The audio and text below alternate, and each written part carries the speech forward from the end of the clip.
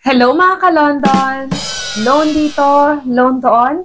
Panibagong araw, panibagong online loan application na naman syempre ang ating re-reviewin. Kaya tara, samahan niyo kung alamin kung ito na ba ang magiging solusyon sa pera problema natin. Excited na excited ako ngayong araw na i-share sa inyo itong bagong online loan application na ang bilis ko lang talagang na-approve. Bukod dun sa mabilis akong na-approve is wala pang 3 minutes is na-receive ko na talaga yung amount na niloan ko. Nakakatuwa lang kasi sa dami ng mga online loan application na na-review na natin, maraming legit at marami din namang hindi legit, pero ito ay nag-a-approve talaga. So nakakatuwa lang na meron pa talagang ganitong online loan application. Pero syempre, bago tayo dumako sa ating review, kung gusto mong manalo ng instant cash, ay sumali ka na sa ating PaGCash giveaway. Dahil every Friday of the week ay nagbibigay nga ako ng PaGCash giveaway sa maswerteng mapipili. So ano nga bang dapat mong gawin?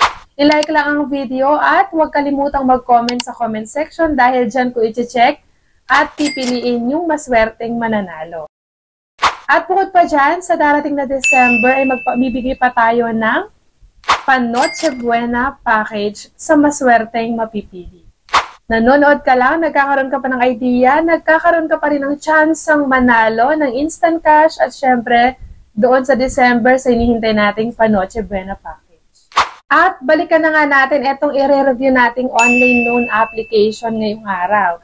Bagong-bago lang talaga ito dahil meron pa lang itong less than 100 na reviews.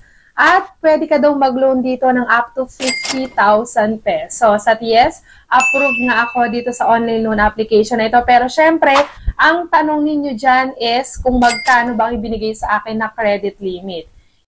Yan ang lagi natin tinitignan. Bukod dyan sa credit limit, as tinitignan din natin pag tayo ay nagre-review, syempre yung mababawas dun sa credit limit na ibinigay sa atin. At syempre, kung gaano ba kahaba or katagal yung kanyang loan term.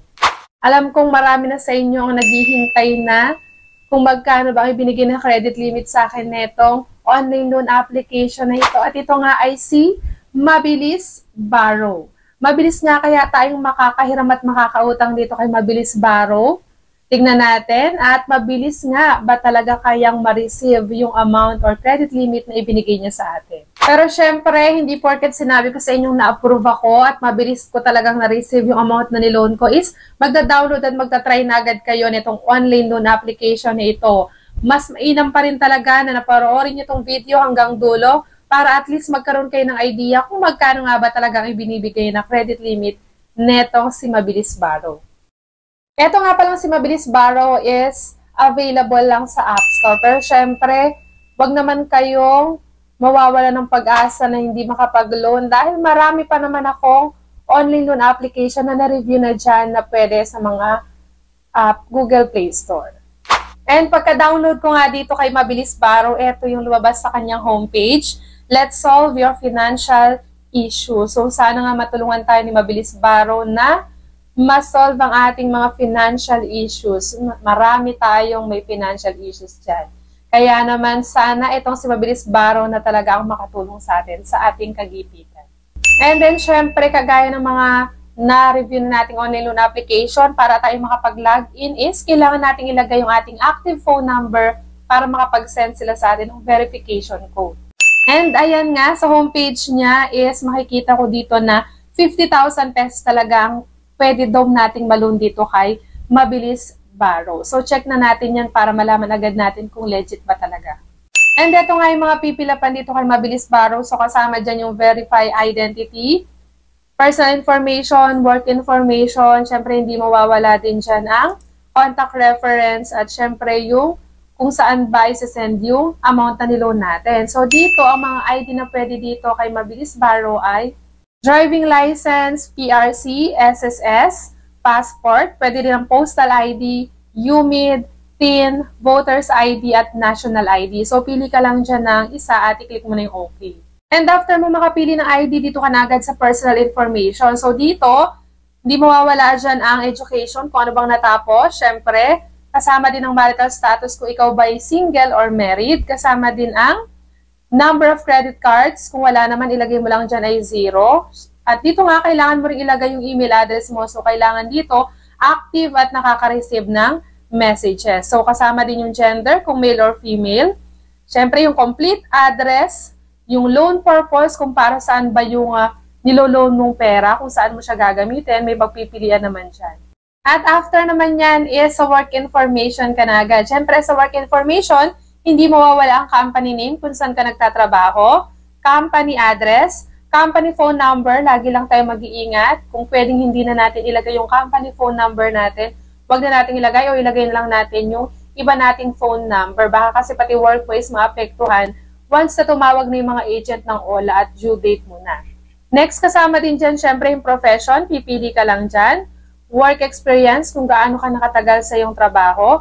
Kasama din ang monthly salary, syempre ito siguro yung pagbabasihan nila kung magkano yung credit limit na ibibigay nila sa iyo. And syempre yung payday tuwing kailan ka sumasahod.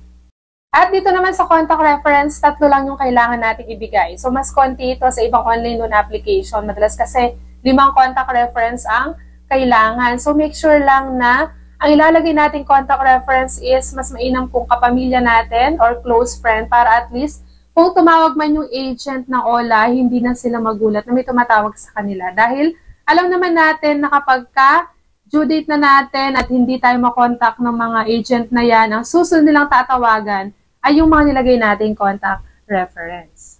And sa bank info naman, pwede dito ang e-wallet at bank. So dito nga sa e-wallet, ito yung mga pwede nating pagpilian. Pwede ang GCash, PayMaya, GrabPay, Coins, Shopee at OmniPay. And napakabilis nga lang ng application dito kay Mabilis Borrow at dito na agad tayo sa pinakahintay nating part ng review natin. Siyempre yung kung na-approve ba tayo at kung magkano yung na-approve na sa atin na amount. At ito na nga po yung ating loan details. Dito kay Mabilis Borrow ay na-approve po ako ng 2,000 pesos. Siyempre, alam naman natin pag first time user, hindi naman talaga ganun kalaki ibibigay nila sa ating credit limit. Magbabase lang yan, tataas naman yan once na maganda ang ipinakita natin na pagbabayad sa kanila. So dito nga, 2,000 yung credit limit na binigay sa akin na first time user at 0 ang kanyang interest. Pero, syempre, meron siyang service fee na 800 pesos. So hindi siya naiiba sa ibang online loan application na na-review na natin, na 2,000 ang ibinibigay niyang credit limit for first-time user, pero yung service fee niya is 800 pesos. At ang makukuha na lang na amount is 1,200 pesos. Pero ang maganda nga lang dito kay Mabilis Borrow, kagaya ng sinabi ko sa inyo kanina sa umpisa ng ating video is, ang bilis nilang sinend yung amount na binigay sa akin na 1,200 pesos. So, wala pang 3 minutes na receive ko na agad yung 1,200 pesos. Pero, syempre, kahit na pinapakita ko sa inyo yung loan details dito, hindi ibig sabihin nun ay pinopromote ko na ito si Mabilis Borrow. So, syempre, ang desisyon ay nasa sa inyo pa rin kung itutuloy nyo pa rin ang paglo-loan dito. Ang purpose lang ng ating loan ay bigyan kayo ng idea kung magkano ba talaga ang pinapaloan niya, kung magkano na lang ba yung makukuha natin dun sa amount na niloan natin sa kanya. So, ayan na nga po yung kabuang details netong si Mabilis Borrow. So, huwag kalimutang i-like ang ating video at mag-comment dyan sa comment section at baka ikaw na ang susunod na manalo sa ating GCash giveaway. At syempre, kagaya ng sinabi ko, sa darating na December, magbabigay tayo ng Panoche Buena package. Hanggang dito na lang muna ang review natin ngayong araw. Hanggang sa muli mga ka-London! Bye-bye!